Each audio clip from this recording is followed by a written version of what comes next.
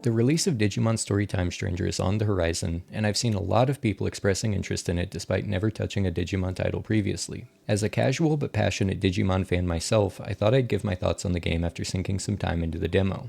I played the Digimon World games as a kid, and tried and failed to revisit them recently.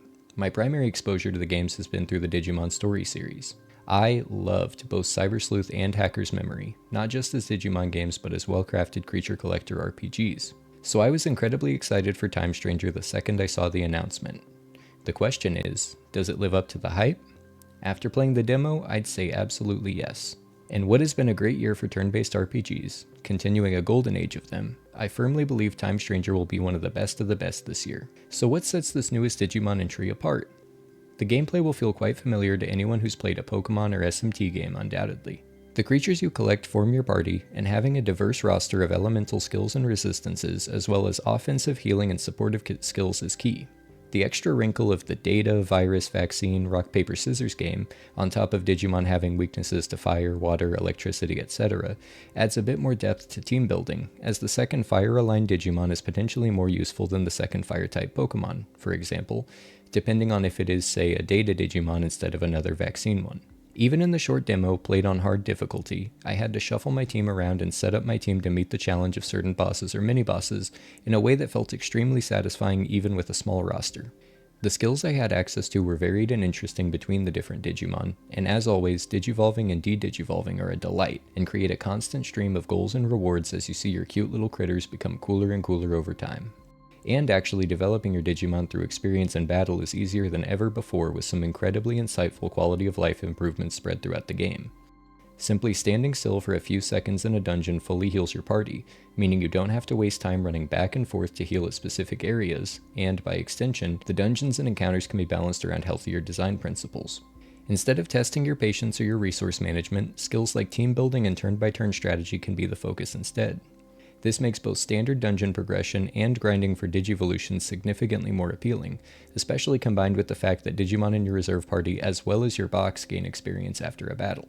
The range of equipment, stat boosting items, attachment skills, and personality skills also lend to a seemingly endless amount of customization for your party.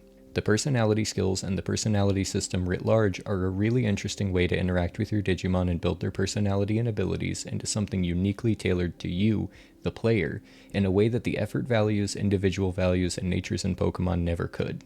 It's a really elegant marriage of mechanical and emotional intrigue, and I'm really excited to see how it develops over the full product.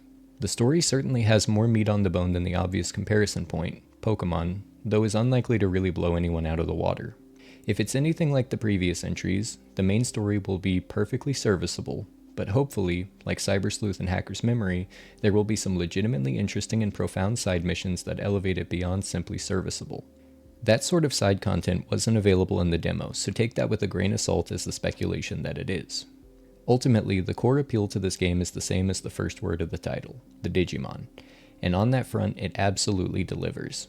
I got a real kick out of interacting with these goofy little creatures and seeing how these virtual monsters questioned and responded to very human ideas and problems. Combine that with the deep progression and customization options available to them, and you have a really compelling gameplay loop that always has you looking forward to that next silhouetted Digimon on the Digivolution screen. In 2025, our money simply doesn't go as far as it used to. As such, I'm not here to tell you how to spend it. If you find it difficult to justify buying a full-price game, especially when the indie scene is as robust as it is, I completely understand. But if you go out on a limb and grab this title at retail price, I really think you'll be satisfied you got your money's worth. Thanks for watching. Make sure to like and subscribe for more gaming content, thoughtful reviews, and video game analysis. And check out my stream at the link in my bio where I'll be playing through Time Stranger if you want to see more.